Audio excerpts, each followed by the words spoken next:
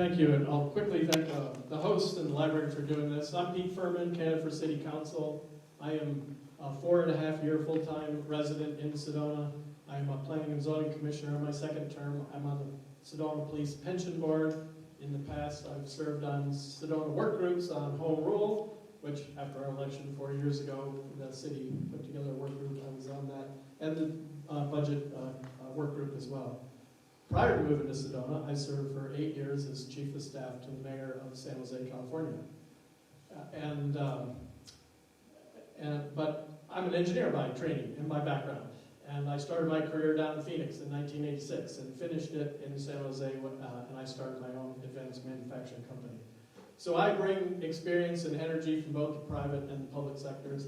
My campaign is about improving the quality of life for Sedona residents and the local businesses that we rely on, protecting the environment, and local control. That's the home rule. We'll talk about that later tonight too. My website is SedonaPete.com. My Facebook page is also Sedona Pete. I look forward to earning your support. Thank you. Good evening, everyone. Thank you to XYZ for hosting this event tonight. My name is Scott Javelin. I'm currently the vice mayor, and I'm running for mayor. I'm running for mayor because the time has come for a change. Not in our direction, most certainly, but in how we get there and how we engage and listen to our residents. This is important to me and something I've been doing for 8 years. But what does that mean? Okay? That means when I engage with people, since engaging with people, we now will be building 8 pickleball courts. Okay? I have proposed legislation to change the on-road status of OHVs. I met with residents from Mayoral to discuss their concerns recently. I've been working and heavily engaged with people about the airport mesa and the noise. Other people about Yellowknife College. I met with groups, many groups and people about their short-term rentals and the problems that they're engaging with those problems. The people who live in Back of Beyond and Chapel Road parking lot. And several communities dealing with trash cans issues, and we now have an ordinance that helps with that. These are just the tip of the iceberg. In 8 years, I've met with many people. Thank you.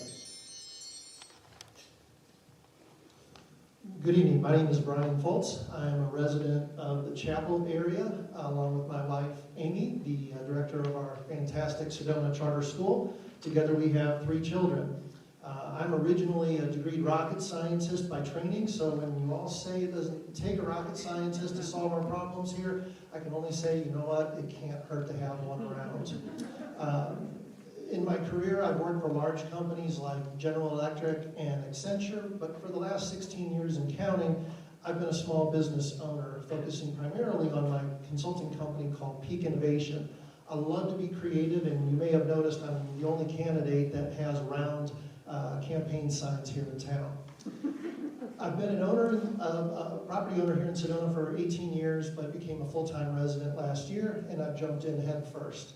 I've completed the Sedona Citizens Academy, which is a great way to learn about how our city operates. I've been appointed to the 10-year Community Plan Update Working Group, and I look forward to sharing more later. Hi everyone, I'm Jennifer Strait and I'm running for City Council. I've lived in Sedona for a little over a year's time, and this has been the easiest decision ever to make, to be able to contribute and build the future that we're all looking for. I moved to Sedona with the intention to one day raise a family here. So for me, I'm truly invested in the community, the fabric, how we come together from the resident standpoint, as well as the business standpoint, as well as even the tourist standpoint. So that's a holistic view. What do I bring to the table? I'm currently earning my doctorate in transformative economics. Basically, I think of ideas that are outside the system. I take an integral approach, a very academic approach. I look at other towns and cities around the world, see how we can bring it back home. I'm very conservative with the budget. I see a lot of overspending here. We're up to $110 million and growing, and that's not okay with me.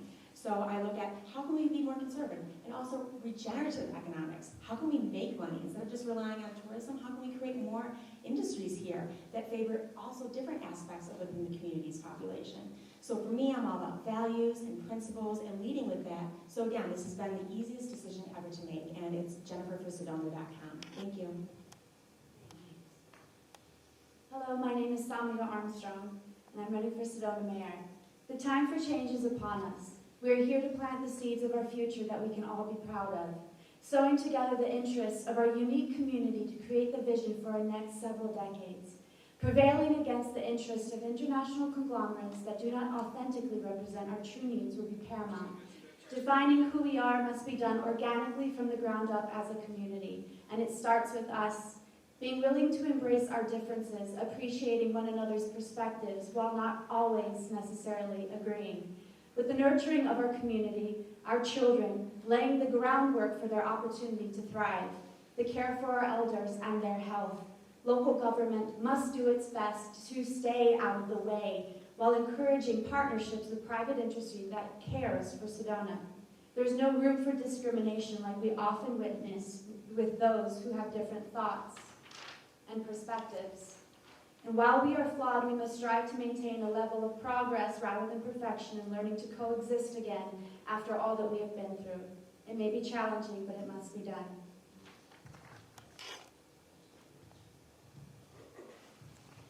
Hi, so I'm Melissa Dunn. We've lived in a home here for 14 years, and we moved back from the UK where we worked for 6 years right after COVID allowed us to leave the UK. So we've been here a little over a year and a half. I have spent about 30 years, please, some of you, I know that's right around how old you are, so shut up. But I've spent 3 decades working, solving people problems in the high-tech industry. And problem solving is like the favorite thing for me to do. It's why I'm actually running for city council. I came home and I said, wow, look at all the issues we suddenly have that surprised us after the last time we've been here in 2019. And I said, they're complex. We have complex problems in Sedona. There's state issues and there's USFS issues. And we've got a lot of people who are on our problem list. So I am a problem solver. I love solving problems. Just to let you know, I have a BA in political science. I have a master's in sociology. I'm all the dissertation in sociology. And I have a master's in human-centered design and engineering. And she's telling me to stop. Good evening, everyone. I'm John Thompson. I'm a current member of the Sedona City Council. I was elected in 2014 and served a term. And then I was reappointed in last spring to fill a vacancy. So I've served on your council for about 5.25 years by my calculations. And I'm standing for re-election to the council. My focus is and always has been on long-term vision and sustainability.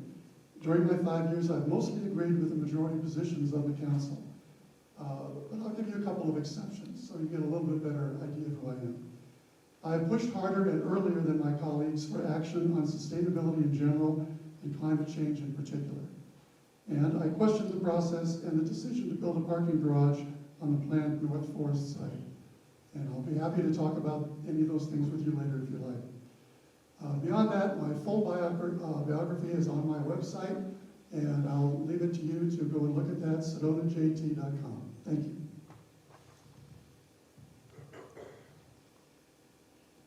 Good evening, everyone. I'm Sandy Moriarty. Thank you for coming tonight, and thanks to XYZ for hosting the forum. I've been the mayor for nearly 8 years now, and it's been a learning experience like no other. In the 70s and 80s, I worked on 3 different committees over a period of 15 years to get Sedona incorporated so that we could make decisions for our community in the community rather than in 2 counties. We finally succeeded with an election in December of 1987 and were incorporated in January of 1988. I was appointed to the first city council and served until the end of May 1988 when the first elected council took over. I also served on the Housing Commission for 6 years and the Wastewater and Effluent Disposal and Land Use Task Force for 2 years prior to running for mayor in 2014. I'm a problem solver, a negotiator, and a lifelong learner. And I've lived in Sedona for 50 years, so I know Sedona and the Verde Valley very well. The job of mayor and council is to set city priorities and make policy, which our professional staff is directed to carry out under our oversight. My website is mayorsandy.com. Thank you. Wow, we don't have much time, so really quick.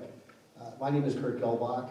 I was introduced to Sedona 54 years ago. I'm 61 this year. So I have been visiting Sedona my entire life, and 26 years ago, Sedona called me home. I've been very involved within the politics and certainly understand the method of operation. So tonight, I'm going to switch some things up. As you see, I'm not reading anything because I've had it with reading things. These forums are too stuffy for me, and they're too short with regards to our answers. So tonight, what I'd like you all to do is take a good look, pay attention to the logic and the common sense. I want you to take a good look and pay attention to the talk. Because if you go onto my website, kurtforsedona.com, I have been creating the business, or excuse me, I shouldn't say that, I've been creating the models for our future. When you take a good look at the transportation model, 7-stage color-coded transportation model called Sedona Septennial, you'll get a good idea of some of the things that we have the possibilities of doing. And this is why these forums, I'm not going to read anything tonight. We're going to just have some fun.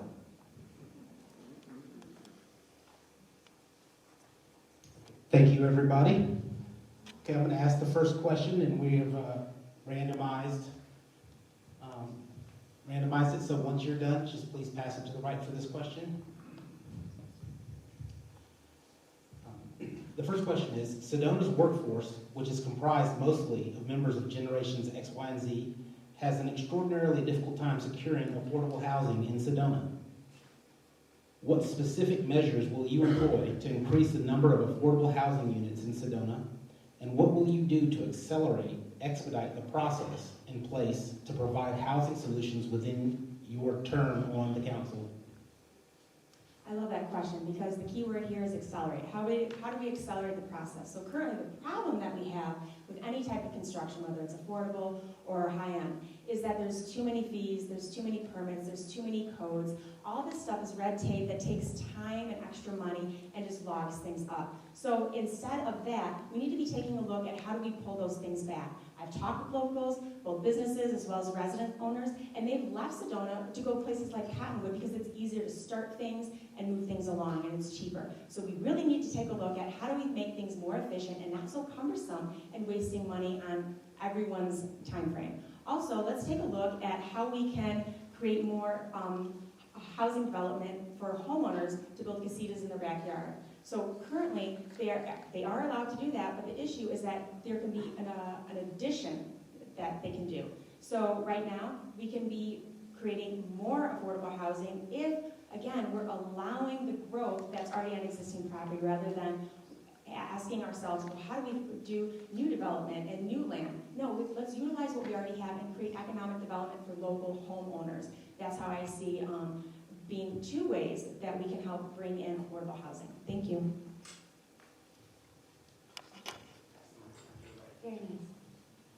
So the housing plan that was made was in response to a growing crisis that wasn't recognized soon enough. And real estate development is a long-term process that doesn't happen overnight. So you have long-term plans for a solution that's in a crisis mode right now. And with all that's occurring in our economy, once you get into the action of development, you're going to hit lots of limitations with traditional resources because of the supply chain shortages that we're coming up against and the workforce shortages that we're all experiencing. And then, of course, there's the bureaucracy of zoning and permitting delays. It's a slow process. So because we first need to identify that we are in a crisis, we have to look at things outside of the box. We have to acknowledge that this global situation is at our doorstep, and without workers or businesses are going to suffer, and our community will ultimately suffer. So we need to locate and assess the viability of pocket properties and alternative available land within 30 miles. Identify alternative housing solutions such as VICA box homes, look it up, it's really interesting.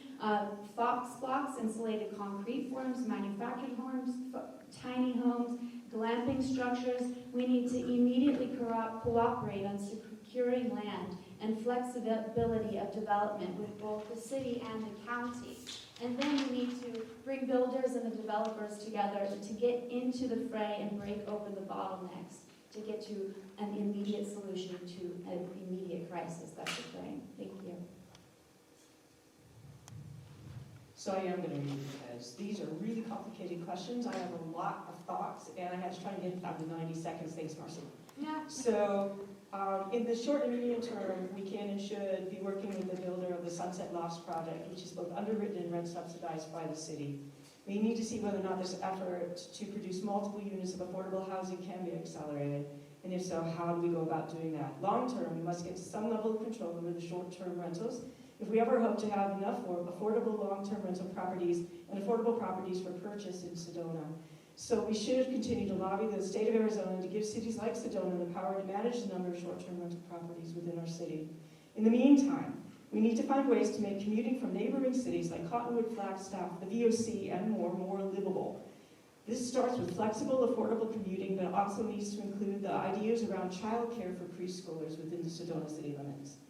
Finally, we must look at the land owned by the city and weigh the costs and legal implications of building and owning city-controlled housing for both critical workers, which are police, healthcare, teachers, etc., and our essential workers, which are the people who help us in the stores and the restaurants. We can look to cities like Flagstaff, Aspen, Tahoe, and others for lessons on what did and did not work. Depending on what we learn, we might look to a portion of the city-owned land at the Dalles as a location for new affordable housing. Thank you. Well, of course, we need to keep pressing for more local control over short-term rentals. That's at the root of most of our housing problems. Sedona shares a housing manager with Cottonwood, and I just voted to approve an additional headcount on our staff to work exclusively with Shannon on housing issues. I have supported down payment assistance and similar programs that staff has recommended. With regard to housing for our workforce, I support efforts to create adequate housing within our borders at all economic levels. I approve of acquiring land where it makes sense to use for public-private partnerships with developers to build affordable priced rentals as we have done for the Sunset Lofts location. I will support similar public-private partnerships and incentives on privately owned land as well. And that goes for redevelopment of parcels with existing uses as well as undeveloped land. And finally, I support flexibility in our density limits and height limits for key projects as long as neighborhood transitions and views can be reasonably preserved.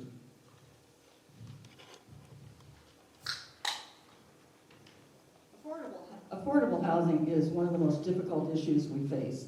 The city's hired a housing manager, Shannon Boone, who's tasked with looking at options for addressing the 1,500 unit shortage identified in the recent housing study.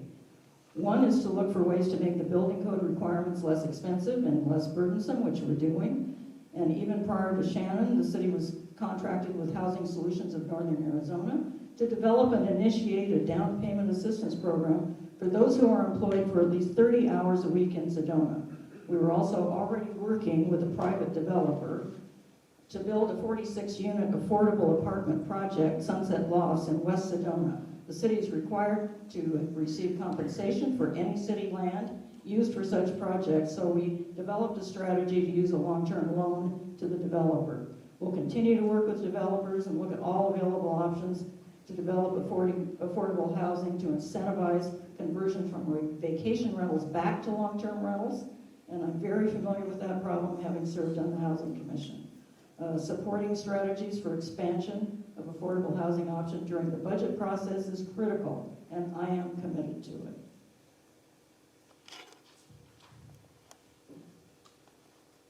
Well, mine's easy. First of all, we're going to take a few steps back. We're going to take a good look at every plan that's been created by this city since 2013, because every one of them's failed. Every one of them. When you look at the models I'm creating, they all work in unison together for a viable future. I'm not going to use a certain word tonight because this certain word's been beat up quite a bit, so I'm going to use the word viable. But when you look at our city from a viable standpoint, we need to create a viable town that will work for generations to come. When you're looking at short-term housing, I mean, quite frankly, my skill sets far exceed everyone sitting here on this panel tonight. And whoever's laughing, you don't know my skill sets. So if you want to develop, I have the development background. But I do not like development, so we have to take a very good look at how we're going to develop. First thing we want to do is not pay $100,000 over appraised value for any property. You'll never get it done. Secondly, I create relationships. For example, I've been talking to some of you residents who have a lot of money, and you want to create affordable housing for our employees. But you also like your anonymity. CC&Rs will also say that you must work in Sedona. You must live in Sedona. So we can create the affordable housing, yet we have to be very smart, we have to be logical, and we have to use our common sense, because we're not going to turn Sedona into a playground. We need to make sure that whatever we're building conforms to the level that I see Sedona at, not here.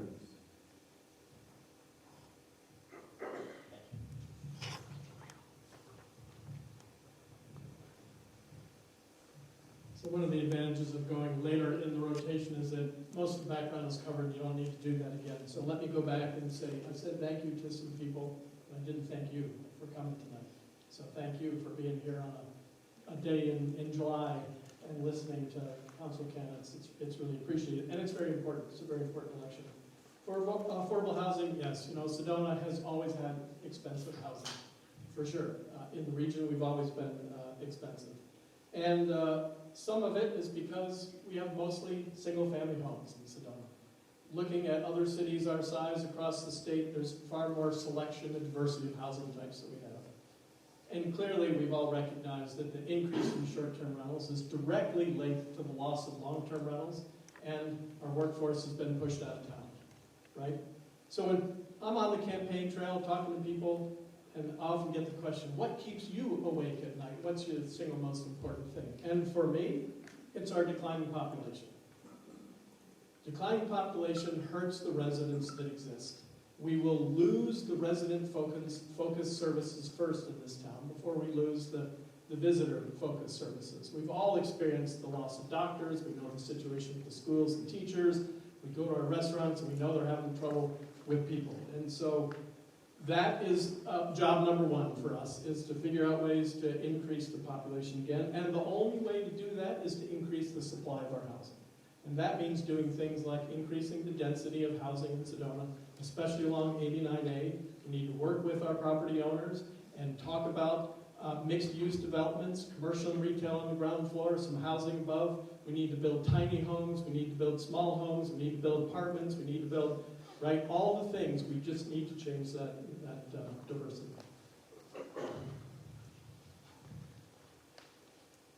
I supported budgeting money to purchase land for future workforce housing projects. We are moving forward with the Jordan Lofts project, which is a public-private partnership with proposed rents to be about $990 for one-bedroom apartment, which is right now, from what I'm hearing, about $1,000 less than the going rate, the market rate, with a second project to follow soon next to City Hall. I voted to establish a down payment assistance loan program to help people that work in the city. I voted to establish the joint housing manager with Cockwood so we could take a regional approach to our housing crisis. That manager has already brought in $2.5 billion to 70 new units of quality, affordable housing in the Verde Valley. Thank you. About a year ago, the Jordan Lofts apartment project was proposed to provide a combination of market rate and workforce housing. The project failed to move forward because there wasn't alignment between residents in the area, the developer, and city code. If we can't align those stakeholders going forward, we won't be able to make progress in building affordable housing. We need to learn from what happened on that project and develop a playbook in which there are concepts for housing development that align with residents from an aesthetic and density perspective, that align with our existing or likely updated land development code, and align with developers' ability to return an acceptable profit on the project. The benefits of this playbook would be expedited approval, reduced development costs for projects, and a higher likelihood of interest from developers to take on projects here in Sedona. I believe we should also be looking at bringing back accessory dwelling units, ADUs. Those are apartment casitas that would be on someone's home, and in order for that to be successful, of course, we've got to create rules to ensure that those are going to be used for long-term housing. Last, we should be looking at the cultural park and the Dells as significant opportunities where we can put together affordable and workforce housing development. And I would prioritize the cultural park first because it's in town, it's a much more logistically easier property to work with, and it also has just transit benefits for anybody that would be living and working in Sedona. Thank you.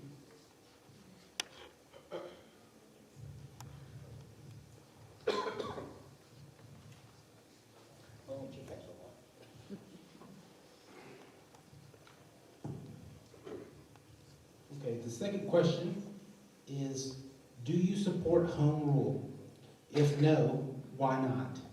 If yes, how can you assure that the dollars spent by the city will benefit the younger generations in Sedona? Absolutely, positively, yes, I support home rule. The sales tax money would continue to come in, but we wouldn't be able to spend much of it. We could be forced to cut all non-essential services and reduce every department to a skeleton crew. Council could cut police, workforce housing, road improvement, all crossing guards, and the SIM projects. Let's not forget our short-term rental hotline and enforcement, and all the small grants to nonprofits. What would you be willing to give up without home rule? There's a group of folks in town that are anti-government. They're telling people that if home rule were to fail, we could just do an override, and each year allowing people to vote on any item that they would like. That's just not true.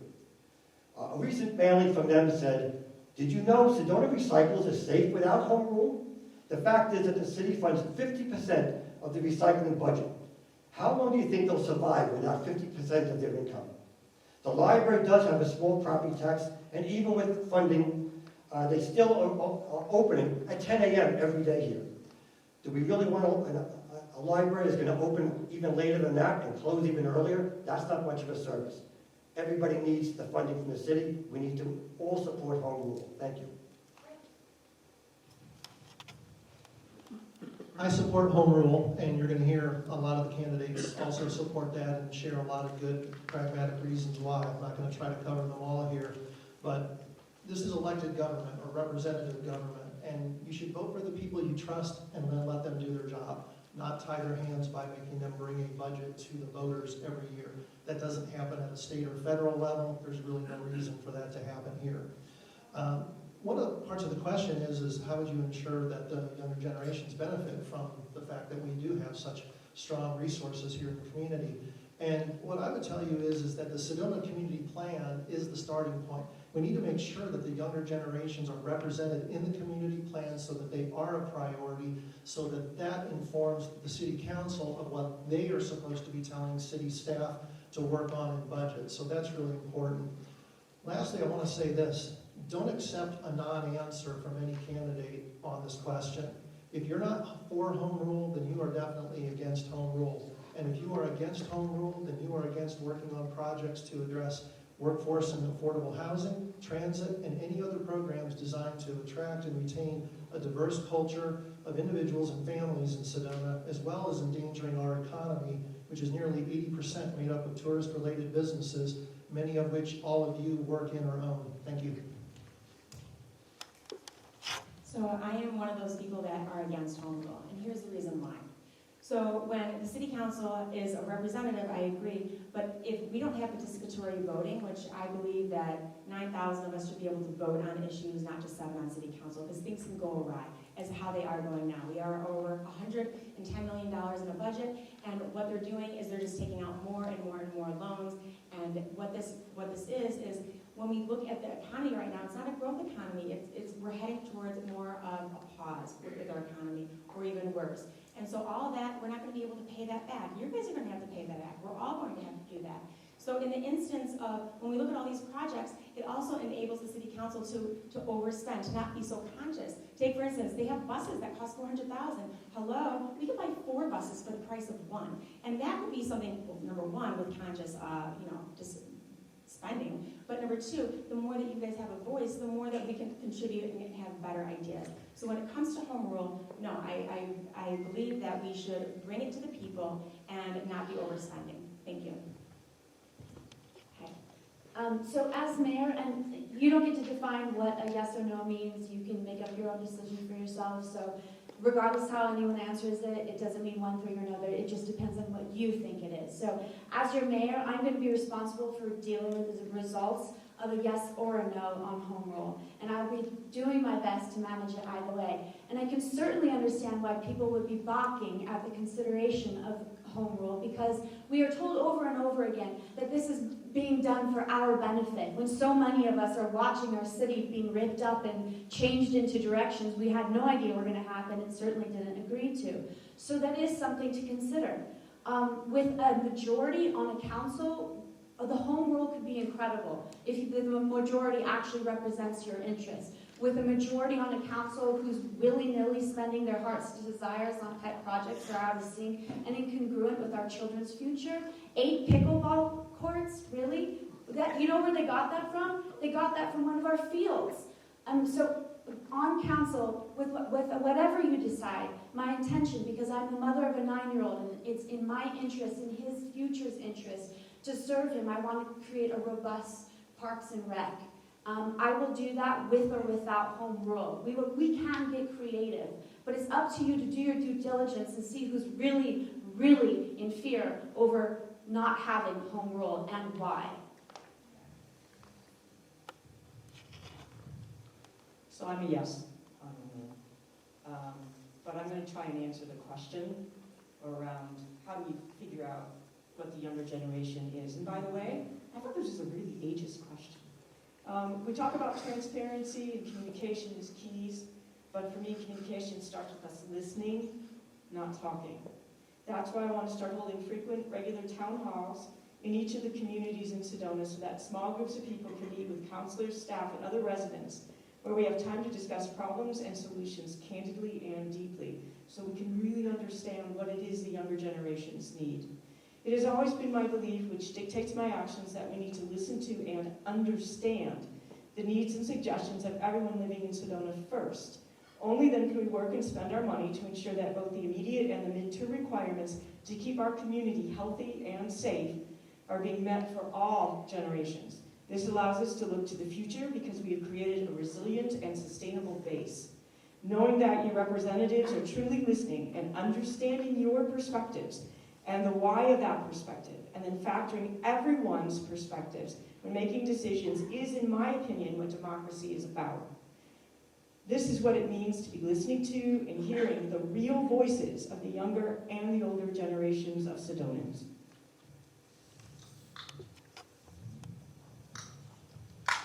Yes, I support home rule without reservation, just as I support virtually all forms of local control for cities.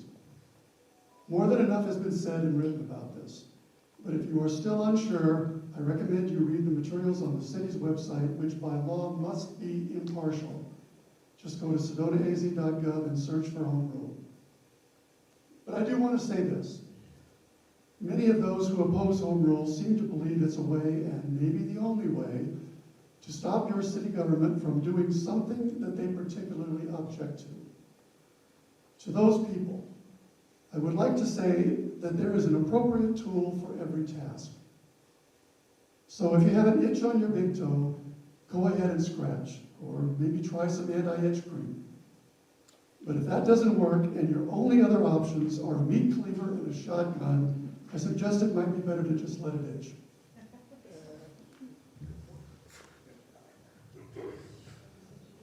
Yes, I strongly support home rule as it allows us to vote for local control over our own budget, and it was recommended by a committee of residents that we use that system.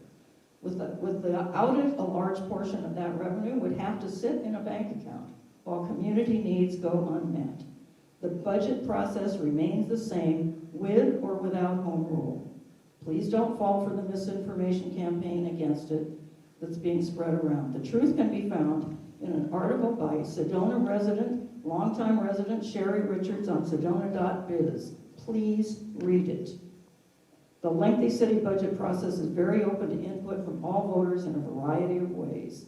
It is a flexible document within annual limits to accommodate all ages and types of residents and businesses in Sedona that are in Sedona to provide for what is best for the community as a whole in making policy decisions.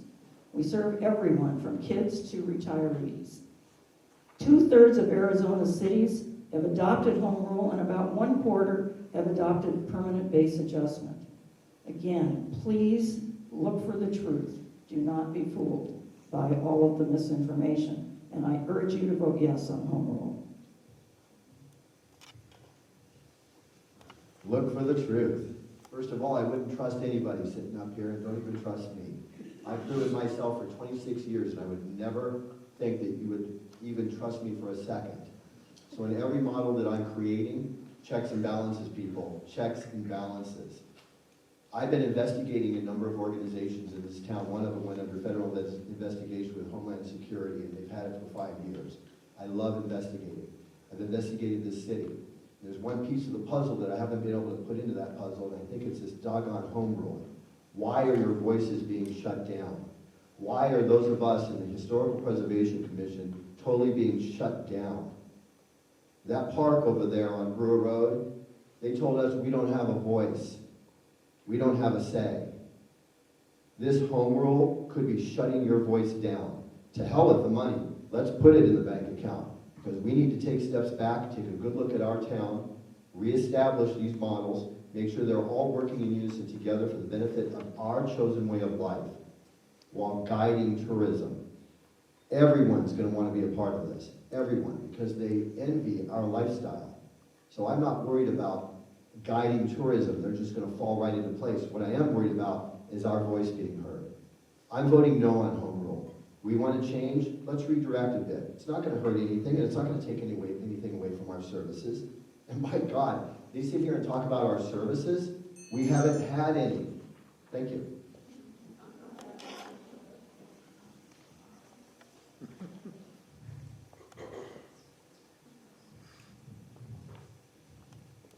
Yes, on home rule.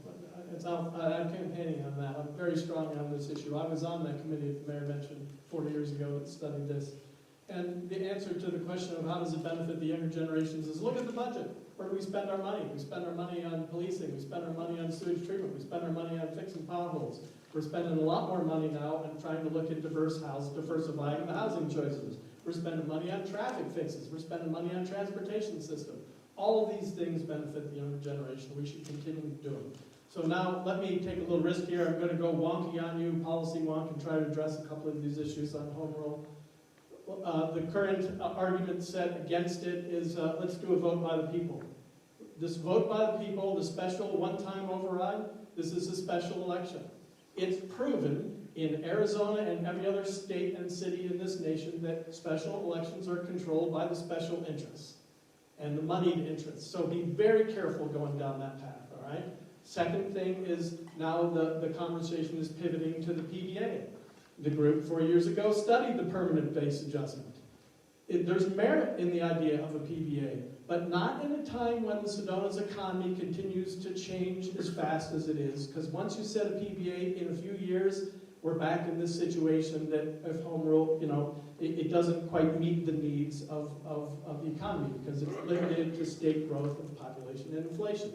So someday, perhaps, PBA is the right thing, but right now, home rule.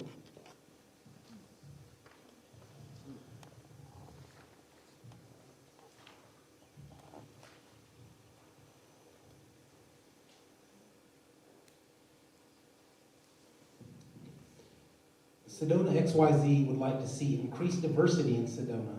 Racial, ethnic, sexual orientation, people with disabilities, and in all ways. What are some definitive steps you think we can take as a community to move in that direction, and what will you do, if elected, to ensure that our existing diverse communities are protected? So Sedona absolutely needs to be the place where we are all free to be our best selves. Sedona needs to be a place that welcomes everyone, regardless of race, religion, ability, gender, political belief, sexual preference, or economic circumstance. Whether you're visiting and you want to come here to live in harmony not only with the Red Rocks, but with each other. Obviously, as a local government, we will continue to ensure that illegal discrimination does not occur within our community. Where it is reported or observed, we must take immediate action and effective action against the perpetrators. As a community, we can work with organizations such as the Small Business Association, Minority Business Development Organization, and the National Minority Supplier Development Council to help diverse businesses get started within our community.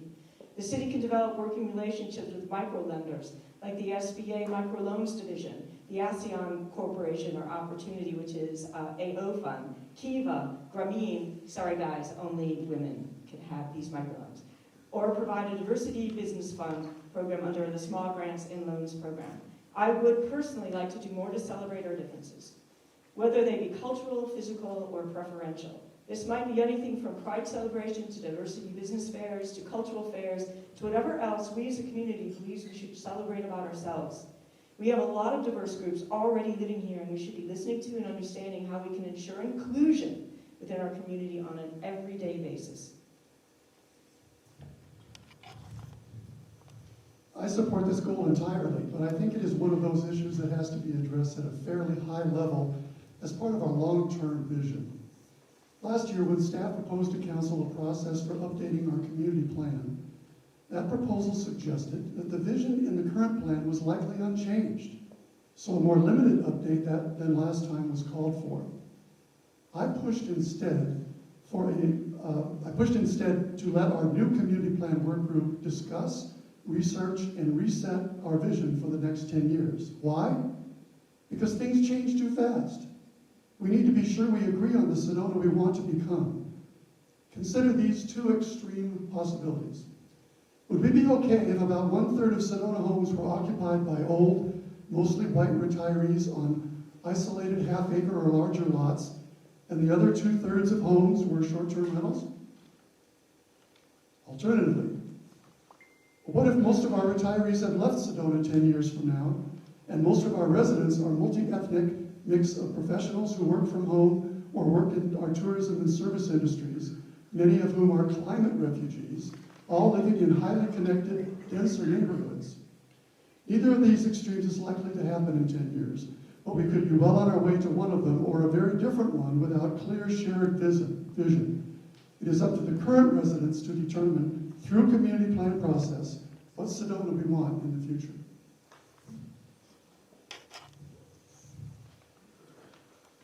I strongly believe that diversity is strength, and I share the views of XYZ. One of the first actions the city took soon after I was elected in 2014 was to work on a human rights ordinance, which was adopted in September of 2015 and which is still in place today, to encourage and protect diversity in our community. We were among the earliest cities to adopt such an ordinance, and I'm proud to have seen it through to being a reality. And we're one of only 10 cities in Arizona to have such an ordinance. And the second, most of them are large cities. There are only 2 small cities. There's one smaller than us, Winslow, just barely smaller than us. I'm guessing that today, many current residents are unaware of its existence in our code. How many of you knew we had a human rights ordinance? A couple of hands, hardly anyone. I believe that our lack of affordable housing is another barrier to promoting diversity in our community, so anything we do in that regard will also help to achieve increased diversity of all kinds. I believe that humans are naturally inclusive. We need each other to survive. Thank you. Well, short-term rentals are certainly putting a hamper on that, isn't it? Economic diversity. How are we going to do that in this town? Take a look at the models. One of the things I want to share with all of you is everything that we do, we're going to do together. You're not heard right now. You're not listened to. So participatory programs have been designed for all of you to now engage, be part of the future by creating the solutions, and that's how I've created everything. So when it comes to economic diversity, for example, the Dells, we've got 265 acres across from the sewage treatment plant. Why in the hell would we want to develop that? When you take a good look at our economy now, is anyone talking about a possible recession right around the corner? No. Instead, they want to take our budget up to $112 million. We've got some serious things coming around the corner, and no one is paying attention to this. Not one person. I haven't heard a thing. What we need to do, as I had mentioned, take a few steps back, start creating the models for our future. One of those is Sedona Farms, Sedona Gardens out here, all set up for workforce housing, but it's an incentivized program to not only grow over 12 million pounds of food that would support not only Sedona but the village of Oak Creek, but it's also an incentivized program to get every car off the road, to park them, and to get onto our transportation model. So when you want to talk about economic diversity, then think about coming together, start dreaming, start fantasizing, start creating, because this is what we're going to be doing together.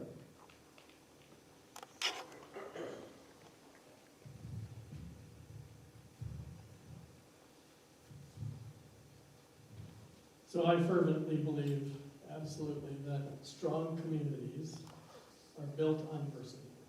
Diversity of ages, diversity of backgrounds, diversity of incomes, right? Diversity of interests. These are the things that make for a strong community.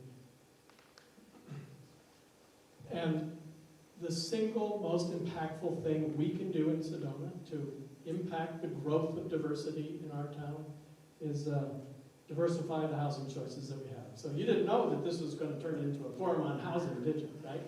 but apparently I'm making it so. But I truly believe that this is the root of how we rebuild our population and how we address diversity issues in this town, by making parts of it people can afford to live here and to work here and to play here and to retire here and to do all the things.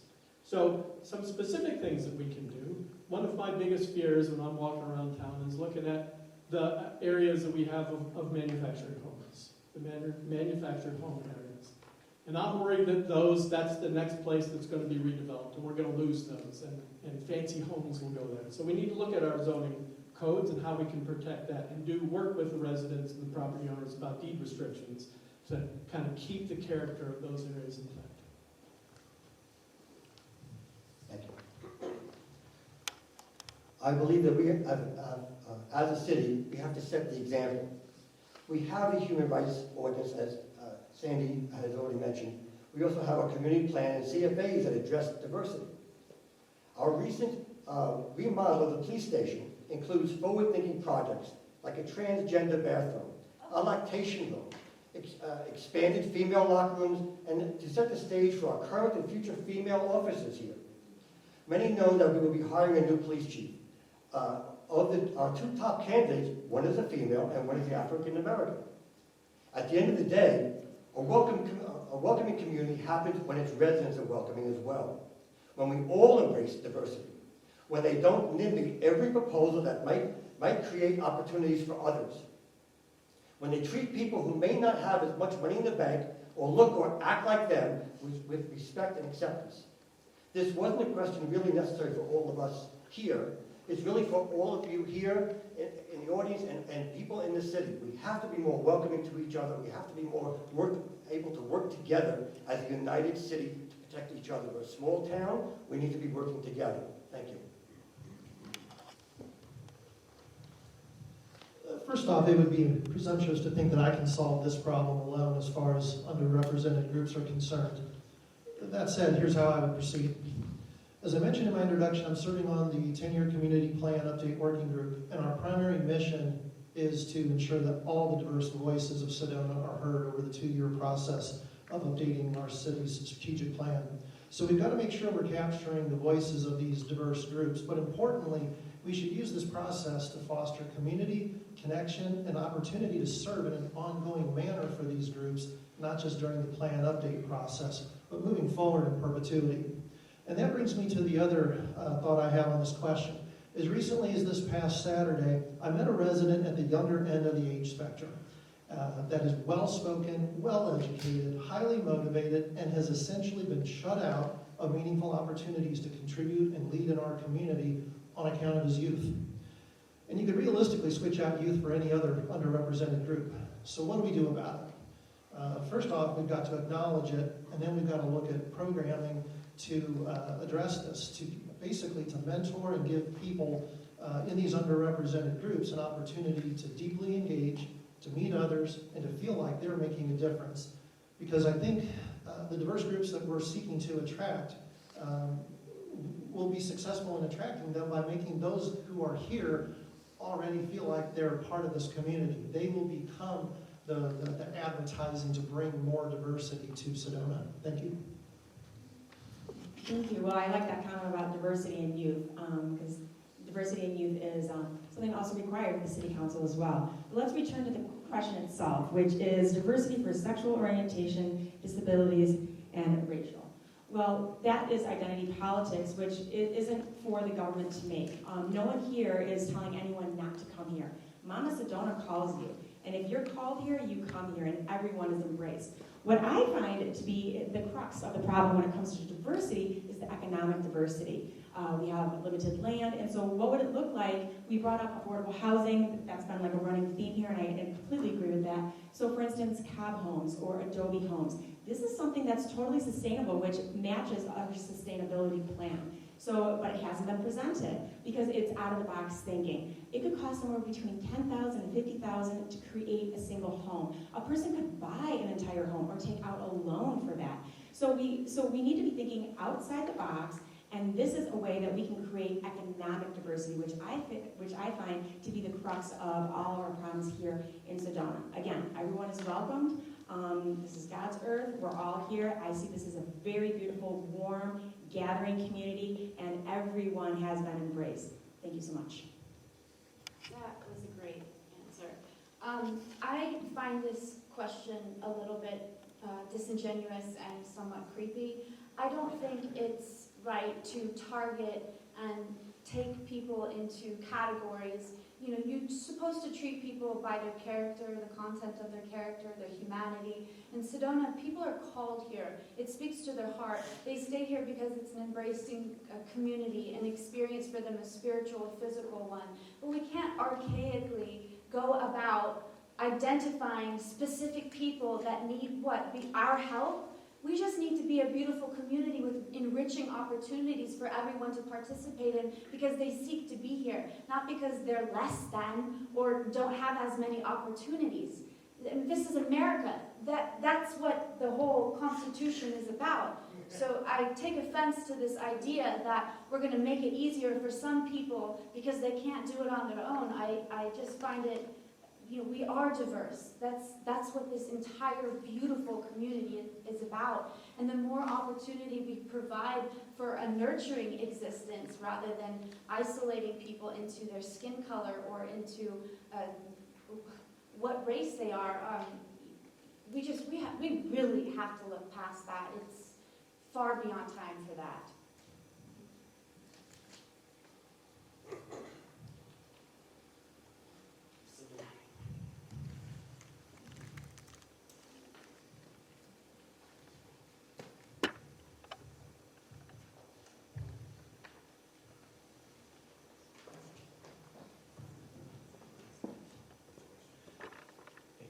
Many members of Sedona XYZ are raising their children in Sedona.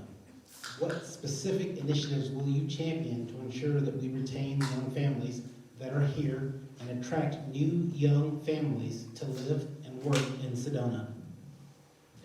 Well, I certainly wish I had a lot of time.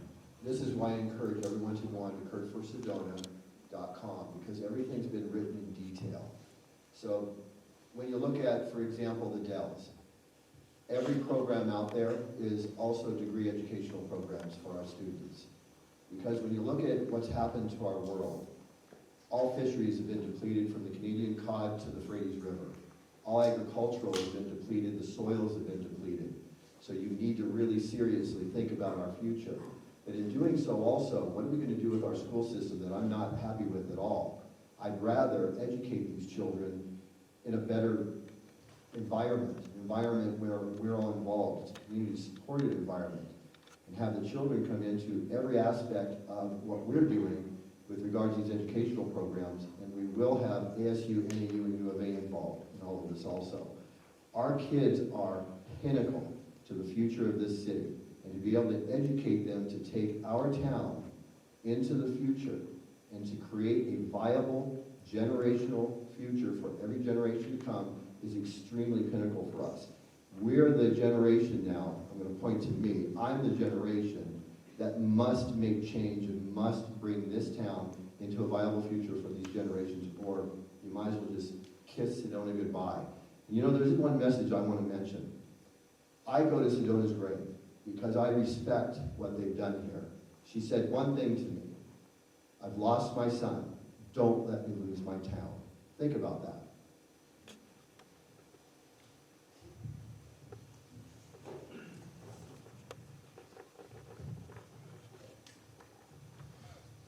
So I have a really great group of guys that I ride mountain bikes with, and a few years ago, 2 years ago, a guy joined us from Southern California, escaping COVID, had a young family. He's got a great high-tech job. He was able to live and work here. It's fantastic. But he just made the decision to leave because of the schools. Now, unfortunately, the city doesn't control the schools. I actually think that's fortunately the city doesn't control schools. We got a complex enough job as it is, so thank God. But what we can do, and what we do, is sit down with the schools and ask them what they need, right? And where we can help, and you know my answer about that, is housing diversity, right? We need to have places for the teachers to live and the families to live they can go to the schools and those things. But the other things that we can do is, from a city perspective, we can help with preschool and post-school activities. We can, and look at the budget, and it's there. We're building parks, we're building sidewalks, right? These are the things that are important to young families. We are constantly trying to work with Northern Arizona Healthcare and trying to improve and retain the medical system here in town. Very difficult task there as well, but super important. Kids, at least I know, raise my kids, urgent care and having primary care doctors in town is a really critical thing, and so we need to work with our community and with that industry and try to figure out how to make that happen.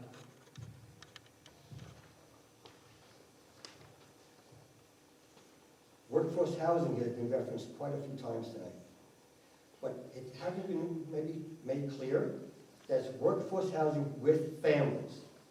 That's critical.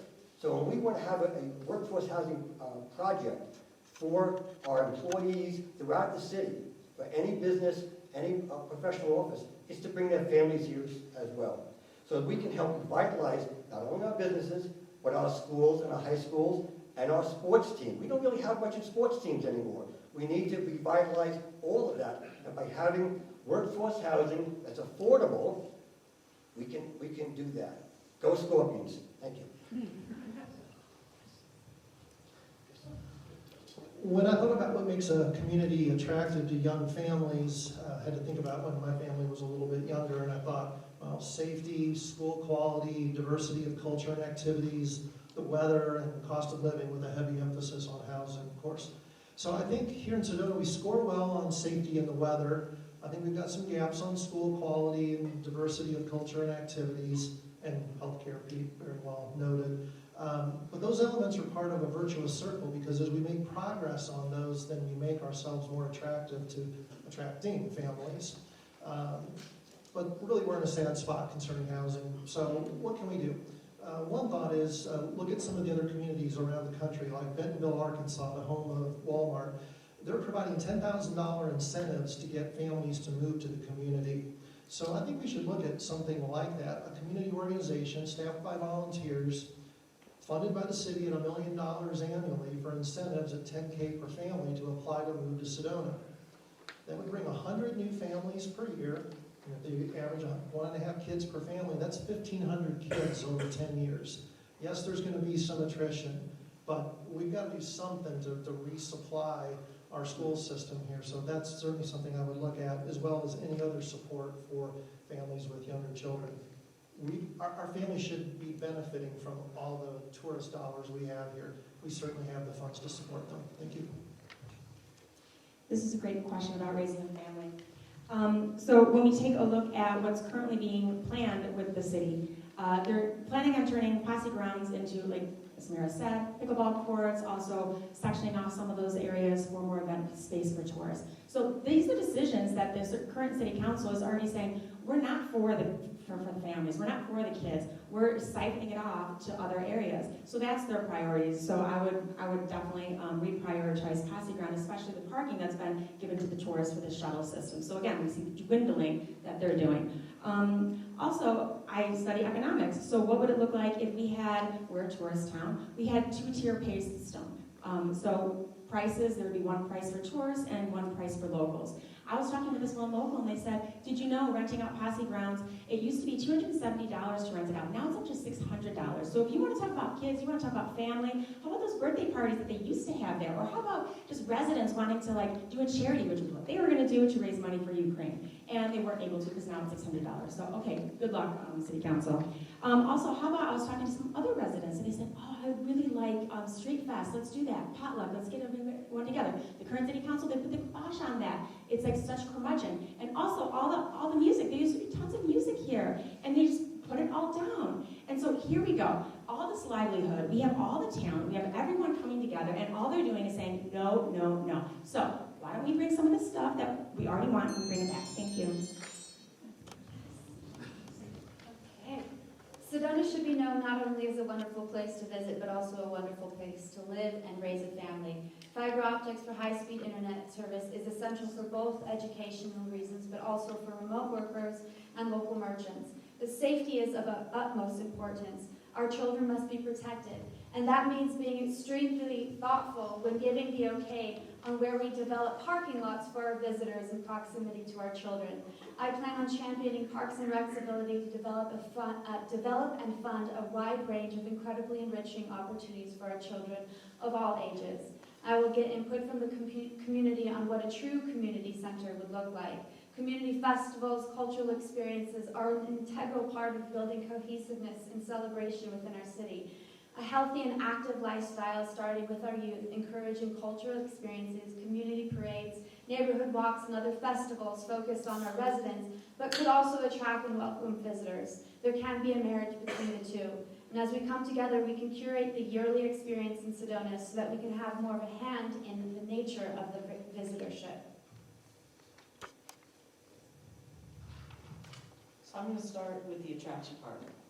Remote work is now in the mainstream, and there can be few better places on earth to work remotely than Sedona, for sure. And we should tell people, today many of our neighbors own homes in Sedona but live and work elsewhere. What would it take for our friends to move back into our city full-time, besides reliable high-speed internet? I don't know, let's find out. Let's ask and see what we can do to attract them back into our community on a full-time basis. We've already spoken about looking for diverse business owners and helping them get started, and that applies here as well. And much of this relies on having affordable and available housing. So we're all the way back to question 1. So let's talk a little bit now about retention. I'm a fundamental believer in education. Yeah, you can tell I have a lot of degrees.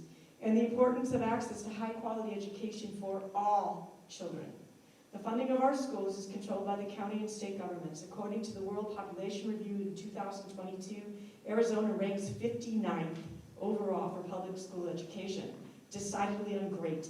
My mother was a special education teacher, and I know teachers want livable salaries, access to quality equipment and tools, strong support for parents and community.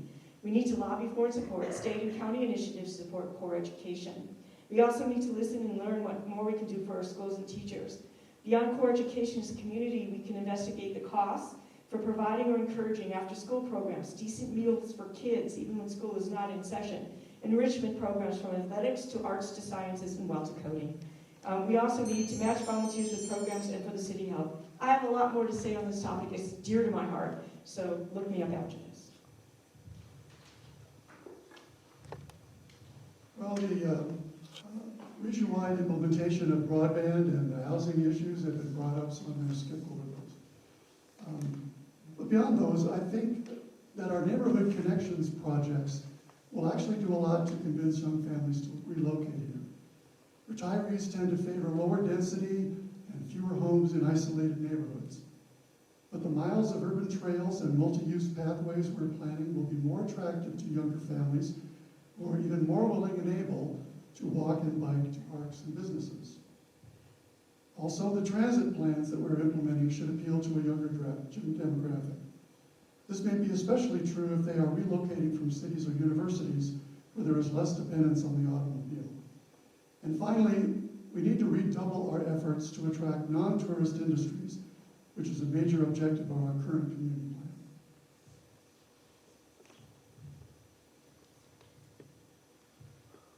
Raising children in a small town is always going to be a challenge in some ways and a blessing in others.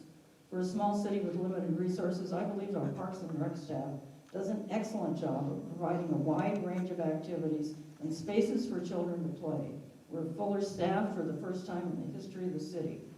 And we have budgeted expenditures in FY23 of $1.2 million, which provides enough for diverse programs and activities for all ages. Amongst the most popular offerings are the splash pad at Sunset Park, the swimming pool at the Posse Grounds, the skate park and bike skills park near the hub, story walk at Sunset Park, the celebration of spring, 4th of July Wet Fest, which just was over and was very popular, movies in the park, breakfast with Santa, and Uptown Trick or Treat, but there are many more. In addition, Sedona provides a very low-crime, safe environment for our children and recently completed the shared use path on Thunder Mountain Sanborn, which is often used as a safe place for families walking with kids, dogs, baby carriages, toddlers, and little ones just learning to ride a bike for the first time, or children walking or biking to and from school, and we are continuing to expand such opportunities.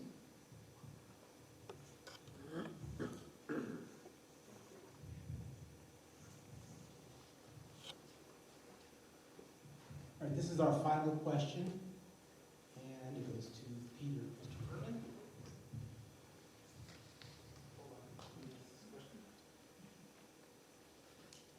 I'd like to thank all of the candidates for adhering to the rules and helping this to run so smoothly. This is the final question. One of Sedona XYZ's core values is sustainability, environmentally and otherwise. If you are elected, what will you do to ensure that the elements of Sedona's climate action plan are implemented and that the city government serves as environmental stewards of this beautiful place we call home? Good. That's a great question. And for me, climate action, the climate change is real. You know, I'm out there with that as well. The climate action plan that the city has and the sustainable tourism plan, if you've read those documents, they're good documents. Are they perfect? No. Do they need updating? Yes. Do they probably need some improvement in metrics and whatnot? Yes. But the city has a very legitimate role in advocating and modeling and incentivizing our community to move in the right direction relative to sustainability. What I would like to see in our next step is more detailed implementation plans. And I'd like to see select elements of the climate action plan. And I suggest that we start with water. The drought is real, whether you believe in climate change or not. The drought is real. Water, we don't control our water supply in this town, but we still can work on understanding the supply, our use of water, our conservation of water, our reuse of water from the city water treatment plant. We produce a great product that we just pump back into the ground. Perhaps there's beneficial reuse to having it here. I'd like to see detailed implementation plans with real metrics, with real goals, with real steps. We can also look at fire. Fire is another one of these risks, right? Fire risk mitigation, fire risk reduction measures, evacuation plans, which, by the way, the city is doing all these things already, but they're difficult, they take time, they take money, they take focus, and we just have to keep on the job. Well, thank you, Pete. You just took away half of my presentation. But I agree with everything that Pete Furman just said. But I believe strongly about sustainability, and this is the third time that this question has come up during one of our forums. So obviously our community is just as engaged and just as concerned about it. Okay? So, and people do believe in our science, and I agree with that. As a member of council, I came to better understand the issues and gain a greater respect for sustainability and the climate and consequences of climate change, especially the loss of water. As a counselor, I knew that we needed the best people on staff to educate the council and the community. So I supported the best option I could, to hire staff to educate us and help educate the community. So we have a sustainability manager, and we have a new staff of 2 people to work with her. And they're educating me, and hopefully the rest of the council, so we can learn more, to do more, to be more sustainable. And I'm going to continue in that direction. Thank you. So climate change is real, and we should take practical steps to preserve our red rocks as well as the planet. And the Climate Action Plan, or CAP, was born out of the city listening to residents in the community plan process, in which we said that protecting the environment was of the utmost importance. So I support the CAP. However, I do believe it's overly broad and should focus more on driving the biggest bang for the buck, which means focusing on building structures and transportation, since they represent 97% of the plan impact. Concerning building structures, the city can provide retrofit incentives to encourage homeowners to make their property solar and EV ready. I think the carrot is better than the stick, so provide incentives, provide offsets to permitting fees for residents that are choosing to make their properties more energy efficient. In transportation, we need to hurry up and get our transit plan implemented to its fullest extent and drive for the whole notion, no pun intended, the whole notion of park once and then ride transit. Super important. It takes tourist cars off the road, relieving congestion for residents, and it reduces vehicle emissions. So it's a real win-win. We do need work on metrics, as Pete mentioned, and the city's going to shortly be unveiling a new baseline measure on emissions, as well as where we stand after 2020 and 2021. Overall, though, I think we need to get community engagement on this topic. We need passionate volunteers that want to talk with their neighbors and actually help them figure out ways to reduce energy usage at their home and actually use it these measures as a gamified program to create community competition and pride. Thank you. Thank you. So let's take a look at first the sustainability plan. First off, it's a whole lot of copy and paste. This is a federal plan that's been brought down. It doesn't meet the needs of Sedona. So let's just be realistic here. Secondly, there's no statistics in there that say anything about emissions or anything that we're going to be following. And it doesn't rely solely on a transportation system. Let's take facts here. More than 50% of the greenhouse is due to industrial agricultural practices. Okay, that's what's emitting that into the air. So if we really want to be sustainable, it's bringing food sustainability here, a greenhouse here. We're food sovereign. We want to reduce our carbon footprint. We want healthy food, local food, and that even helps businesses because now everyone is purchasing less at cost. Even the residents are purchasing less at cost. So let's also look at it from an economic standpoint as well. But let's also look at water collection. In the sustainability plan, they only say, let's do water collection for the new development. Well, we're not going to be having a lot of new development because we've been talking about this the entire night. So what would it look like if we actually had water collection tanks on top and we gave rebates to homeowners, or we had fog net catchers? You know, I look at research from around the world, and what are the deserts doing to collect water? And it's fog net catchers, like in Saudi Arabia. Okay, so I'm looking at that. And yeah, so basically, all this sustainability is us asking ourselves, who are we? What are our needs, and how can we make it our own? So thank you. So I encourage all of you to look at this climate action plan. This thing would not fly even in our high school exhibition. It looks like a freshman year NAU student put together a bunch of graphs. It has very little metric or data to support any of the various things that are going to require you to change your life.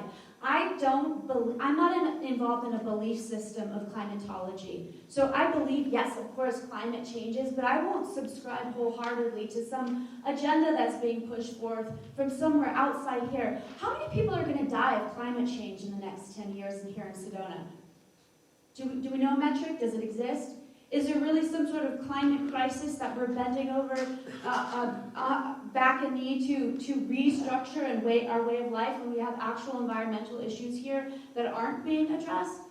We have water issues, we have land issues. Why isn't there a whole plan dedicated just to that? Why are we focused on something outside of this nebulous, metricless agenda driven by entities that lead us to completely change our way of life? And in many cases, there's a thing called the Green Jim Crow. Have you heard of it? Look it up. Why is it that everything, quote unquote, sustainable costs money and somebody makes a profit at the end of it at the expense of your way of life?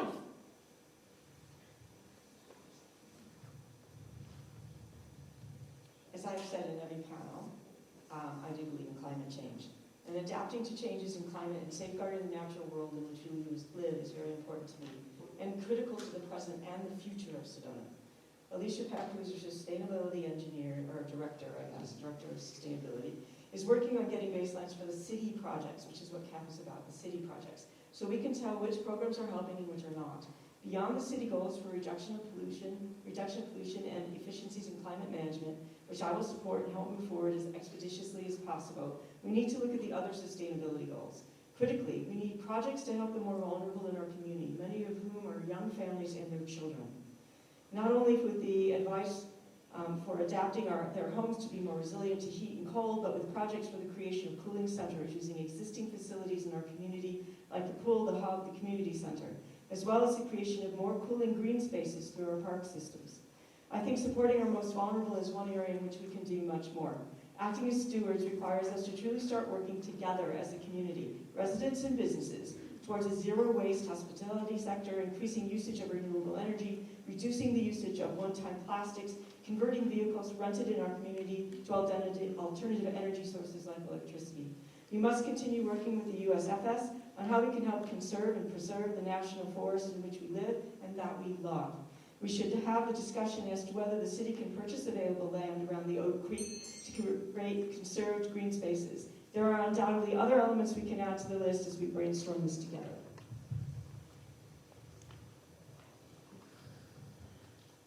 Well, it actually makes me depressed to hear that we have to go down the line and say, I believe in climate change is real. I believe in climate change is real. We're all here, we're all saying that we want to support the entire community, and yet we're not willing to believe 97% of the scientists in this country. And that was years ago. I mean, it's got to be close to 100% by now. So I'm going to leave that one alone. I want to say that this question, if you may remember hearing it, it said, core values is sustainability, environmentally or otherwise. And I was very glad to hear that, environmentally or otherwise, because my top 3 issues, which you can get on my little cards if you pick one up on the way out, my top 3 issues are sustainable community, sustainable economy, and sustainable future. I explain what those mean on my website, which would take longer than 90 seconds to read. But the summary is, first, that we can only work on specific issues like housing and traffic if we understand how they are interconnected with each other and other issues. And second, our activities can't forever be one-directional: extract, transform, consume, and discard. Instead, our community, economy, and future need to be infinitely renewing and regenerating. Someone needs to bring this system-level view to our decision-making, and that's how I see my role. As for the Climate Action Plan specifically, it is a very good start, especially because it does 2 things. What happened to 30 seconds? Oh, did I not read it? It's one long sentence. One long sentence. Especially because it declared our intention to set a target, and to set a target. But it too will need frequent renewal and regeneration to respond to technological advances, shifting priorities, and increasing urgency. I'm eager to help with that in any way I can, as well as to support the programs that will help us realize the plan's objectives.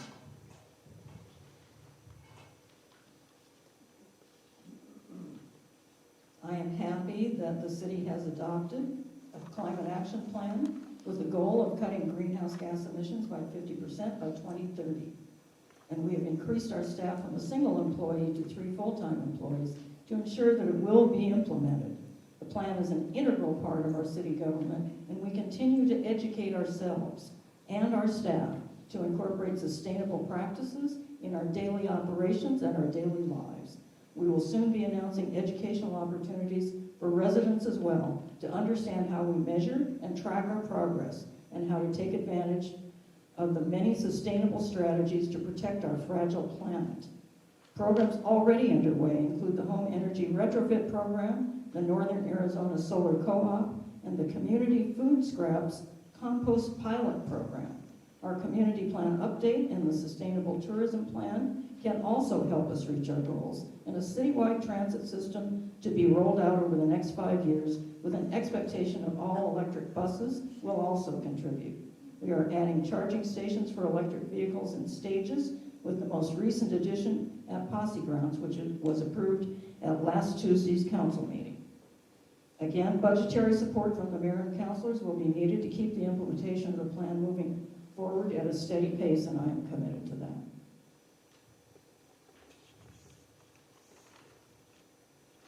Look, I'm going to read something. Well, you know, over a number of years, I've created some wonderful relationships. One of them is Frank Tunnell, who built Anthem. I don't know if you're all familiar with Anthem. He's a reclaimed water specialist. Anthem is 33 miles north of Phoenix. The entire town is built around reclaimed water. So when you go in there, the fountains, the lakes, everything. So I had him up here, showed him the model out there on the Dells, and he's all for it. He's going to be here to build it as long as I'm in the mayor's position. And he is a not only reclaimed water specialist, we're looking at gray water, rainwater, every type of retaining water possible throughout the entire town, and that includes getting all residents involved too. Viable sustainability, that's the dirty word, sustainability. That's been beaten up over time, but viable sustainability characterizes meeting our own needs without compromising the ability of future generations to satisfy their own viable demands. Last election, we lost the last election by 168 votes, people, and it was all about us, and that was during COVID. So I got to work, didn't stop. I've been hard at work creating applicable community-supported models designed to perform in unison through a broad range of economic activities with a viably sustainable structure protecting Sedona's advancement for generations to come.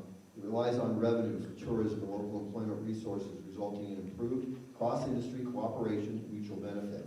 productivity rates, and the health of the local labor market. Most importantly, economically, this is just not enough time, people. Economically diverse models designed to evolve and sustain through technological advancements, which are projected to increase regional resiliency and stability through time while protecting and securing our current chosen way of life and that of generations forthcoming. And I have more. Thank you. Well, that's our last question, and so I did not actually plan this, so we're going to have to just, I guess we can start with you. You've got the microphone, so you have 60 seconds to give your final remarks on why you want to be the mayor. You have the timer?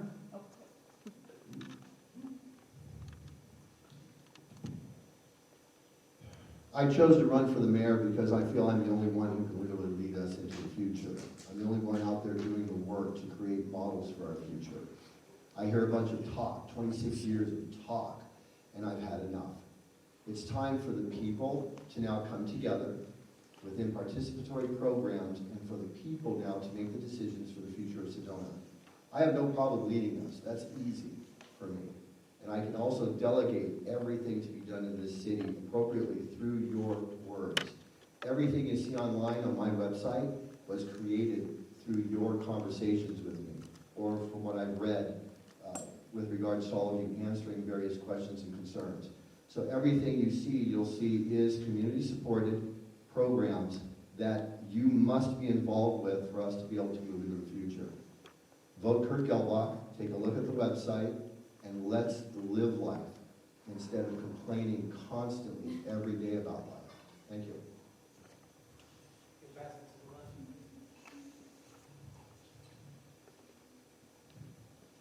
From the time I moved here in 1972, I've taken an active role in various organizations in Sedona and across the Verde Valley. And the relationships I've developed and the breadth of experience I've had has positioned me well to be an effective mayor, especially my recent work with two Verde Valley collaboratives, Sustaining Flows, which protects the perennial flows in the Verde River, and the Verde Front, which promotes sustainable recreation use of the Verde River. I've also been a leader in advocating for local control of vacation rentals, both in the Verde Valley and in the state. My role with the League of Arizona Cities and Towns also provides me with a good platform since I'm a member of their executive committee. I chair one of their 5 policy committees, and I serve on another. I've always taken the lead on this issue in the Verde Valley and as a member of the Greater Arizona Mayors Association, so I have well-developed working relationships with both regionally and at the state level. In summary, I believe my proven leadership and experience as mayor for 8 years counts, and I'm asking for your vote. Please visit mayorsandy.com for more and vote yes on home rule. Well, first of all, I'm very happy that Sedona XYZ has sponsored this forum. You understand well both the resident needs and business needs because you're involved in both of them. And you're in the best position to help us find the balance of those two often conflicting drivers. So we need your voices on things like this, and we really appreciate you doing it. I'm going to say a final word about the fact that I'm the old white guy on this panel. I've never been a woman, and I've never been of Hispanic origin, but I have at one time been most of the ages represented in this room. So I still know how to think and act young. And I can and will continue to advocate not just for the horizon of my baby boomer lifetime, but for the horizons of X, Y, and Z generations and all generations to follow. And I hope you will go to SedonaJT.com. That and my little card out there is the entire expense of my campaign. So I hope to see you on my website. Thank you. So I'd also like to thank XYZ, my fellow panelists, and everyone in the audience for investing the time and energy it takes for these important discussions. All the questions tonight reflect various requirements for creating a resilient and sustainable Sedona. I understand the roles of the state, the counties, the USFS, the city, and I believe in our ability to improve our current quality of life at the same time that we safeguard Sedona for future generations. I believe local government needs to represent its residents by listening, understanding the why of the problem, and planning to measure the results of the proposed action. I believe in being honest and transparent. I believe in community engagement and acting on feedback. My role as a counselor is to represent all of us. I have more at melissawdunn.com. I'm not only listening, I'd like to start a conversation. And oh, by the way, my hair's been turning silver since I was 22. Thank you all so much for coming and considering us for your representation in local office. It is time for change. It is our time, and we're at a pivotal point. We cannot allow another year to go by with the same people who have been in office for years and years and continue on in this trajectory. It is up to us, so let's do it. It's so wonderful to see people who are open to different ideas, thoughts, debate, and diversity. It is our turn. So let's thank those who came before us, and we will kindly take the torch from here. And I hope to see some of you the next time so that we can continue and you can be up here leading our city into a vision for our community together. Thank you for coming out this evening, and it is an honor to run for City Council. Basically, I put residents first, also businesses first. I believe in less government and more opportunities for the locals. So this large transportation system, for instance, they're going to hire more staff, more mechanics. Well, that's taking away from mechanic shops that are here, and that seems to be a running theme here, is that they're pulling business away from here. I'm very much into conservative spending. I'm also into regenerative economics. So instead of just spending money, how can we turn that around and make money and make it regenerative? I believe in participatory voting. What would it look like if 9,000 of us voted instead of just 7 on City Council? And also, it's all about innovation, diversity, and diversity of age, and diversity of ideas. I believe in technology and making things efficient, cost-effective, and very easy and seamless for everyone to get involved, to formulate ideas, and to really execute all of these programs that we want to be doing, and all these inspired ideas. Thank you, and Jennifer for Sedona. You have a distinct choice between candidates tonight. There's those that lack qualifying experience and involvement in serving our community, but who turn around and attack those who do. You've got candidates that look at climate change and say it's a function of global conspiracy or call it the hokey pokey. I'm all in for Sedona, folks. I've been doing the work to learn how this city operates, to serve on one of its most important working groups. I've been generating and actually working on real ideas right now to affect positive change for our community. I have the experience to lead and work with diverse groups while fostering a collaborative and positive culture. You can't criticize and complain your way to making Sedona better.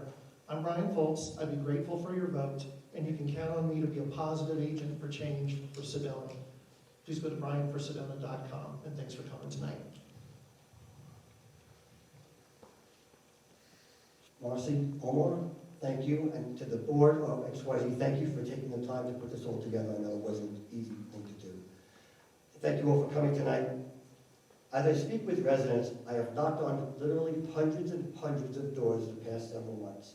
I don't know if I've knocked on any of your doors, but I have made a point of knocking on doors and hearing clear messages that people do not feel their voices are being heard.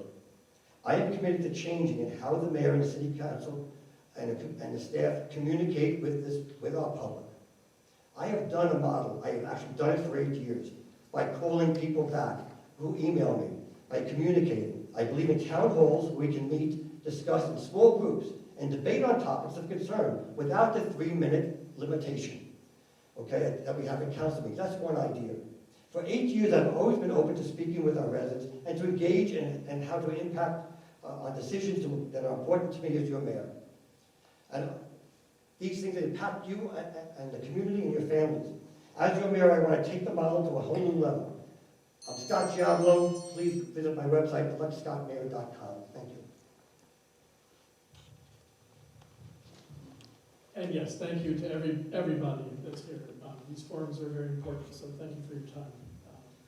I moved to Sedona 4.5 years ago to literally ride my bike into the sunset. At least that's what I thought. But because of my background, I took the Citizens Academy and then the Police Citizens Academy. And if you haven't taken those programs offered by the city, take them. They're awesome. You get to meet the city leaders. You understand who they are, their character, their knowledge and experience, and what they're doing and what they're not doing. But they are the gateway drug into more involvement in our community. And for me, it was all the things that I've gotten involved in the last 4.5 years. But like you, and as I go around and talk to people, there are things out of whack in our community right now. And I think that I have the experience and the knowledge and the energy to help us whack them back. But these quality of life issues that we're facing today, they're not simple. They are super complex. If they were easy, they'd be solved already. And this city council, our current city council, is working their tails off on these issues. And it takes time and energy and money and focus to keep the progress moving, and that's what I offer. Thank you to all the candidates for being here tonight. We know it was a really compressed format. I'm so thankful for you for honoring the time limits, and I know it's very difficult to discuss complex issues in such a short period of time, but we appreciate you accommodating our request. Thank you for the audience for your attention. We really appreciate it. We know you probably have questions as well. We've invited the candidates to stay afterwards and speak with you about any questions you may have, and I encourage you to do so. Remember, election day for the primary election is August 2nd. Early voting ballots have already been mailed out, and completed ballots can be returned by mail or dropped off at an election location in your town. If you registered as a non-designated independent, you can vote. When you go to your polling place, you'll be asked to designate which party ballot you want. If you're a permanent early voter, you should have received a form from the county elections office which allowed you to select the party ballot on which you wish to vote. You may see that there's been someone videotaping here tonight. Your website is sedona.biz. Yes, Sedona.biz. Sedona.biz. It'll be available there. We've also done a video as well. Our website is Sedona XYZ.com. We're going to post it as soon as we can. And if you'd like to share it with others that you think might be interested in the program, please do. Thanks again to the library. And if you'd like to have a soda or anything before you leave,